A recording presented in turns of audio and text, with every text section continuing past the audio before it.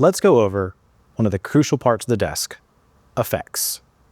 Effects are waveforms that can be assigned to parameters within the console with several scalable attributes. Double tap the Effect button to open two windows, the Effect directory and the Effect engine. For now, I'll close the Effect directory and resize the Effect engine. Now the window is currently blank.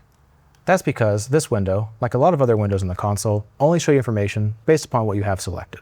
So I'll go ahead and open up the programmer as well and select my fixtures 1 through 12 at full, and then put them into a position. Position 2. To write an effect, go into the table column, hit set, and input a value. In this case, I'll do a sine wave on tilt. Going across the effect engine, we have rate. Rate is the speed of the effect. So for example, 15 means the effect would run 15 cycles per minute. Then we have beats. Beats is used for tap tempo. A good rule of thumb, rate times beats would equal 60. So I'll set this to be a little faster and do 3 beats, 20 BPM. Then we have size. Size is how large the effect is. So I'll tone it down, hit set, 10, enter. This means the fixtures are going positive and negative 10 degrees.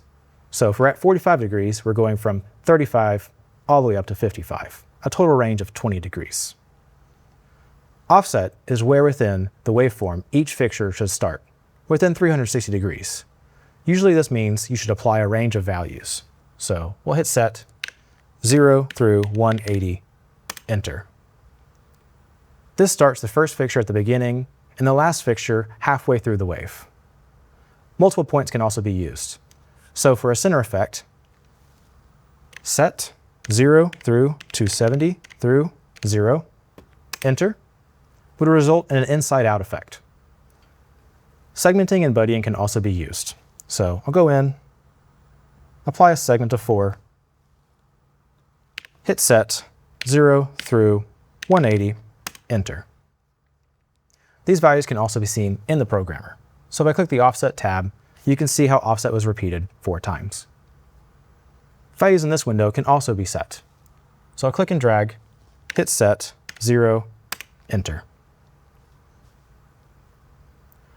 Rather than using size, you can also use begin and end to determine the high value and the low value of the effect.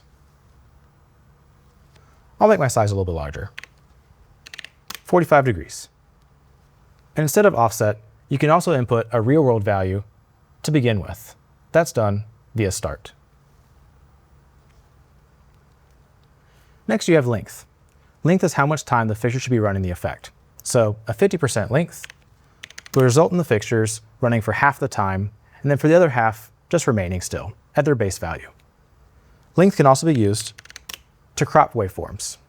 So for example, a 200% length means the effect will run a little slower, and halfway through it'll restart from the beginning, getting you the first half of the waveform. I'll set it back to 100. Next we have InShot, which determines how many times the effect should run before it just stops. Then we have Bounce. Bounce triggers the waveform forward, and then backwards, and then forward, and then backwards. And then Direction. This determines the waveform should go forward, or if it should just go backwards. Sync allows for multiple effects from multiple sources to work together. An example of this might be an intensity effect with a position effect, and you want them synchronized together. Lastly, Fade, Delay, and Path. These you can't see, but once you store into a playback, like a cue list or a scene, they determine how long the crossfade should take, the delay, and the path, which is the route of the fade. Many of these functions can also be scaled from the encoder wheels by hitting Effect. Many of the encoder wheel shortcuts here work as well. Make sure you have the correct parameters selected in your effect engine though. Now, when it comes to effects, the most common question I get is how do I make a symmetrical effect? I'll take my fixtures and I'll zoom them in so they're easy to distinguish. I'm going to add pan into this and give pan and tilt the same speed, 15. I'm going to select the right half of my fixtures, so 7 through 12, enter, and I'm going to toggle the direction for pan. Make sure to reselect all your fixtures, 1 through 12, enter. Now if you want to offset this, that's where the fan key comes in. For tilt, make sure you use a center fan.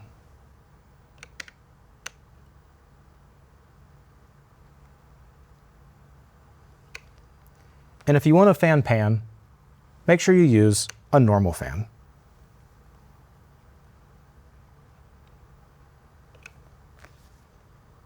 This looks awesome, so I'll store it as an effect palette. Record, effect, and then touch in the effect directory. Speaking of effect palettes, there are several that come with new shows and are great for getting started within the editor. So 1 through 12, enter, effect.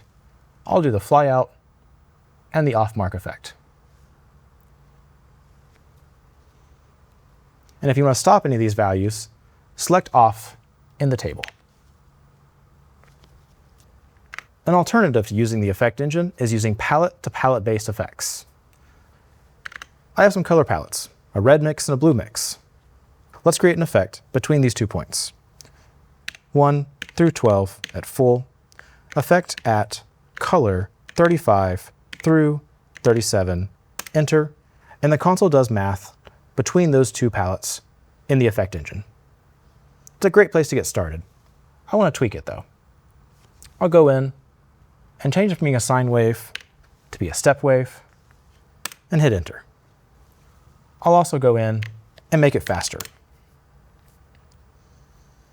And maybe a little bit of fanning in the offset. This looks great. So I'll go ahead and record. Record, effect, and touch on the effect palette. Let's use it. 1 through 12 at full, and apply the effect. And as you can see, it's not quite right. That's because effect directory only stores effect information. Things like rate and size and offset, the waveform, but it doesn't store in base value information, so the base color essentially. So what should I have done? Well, I'll hit undo.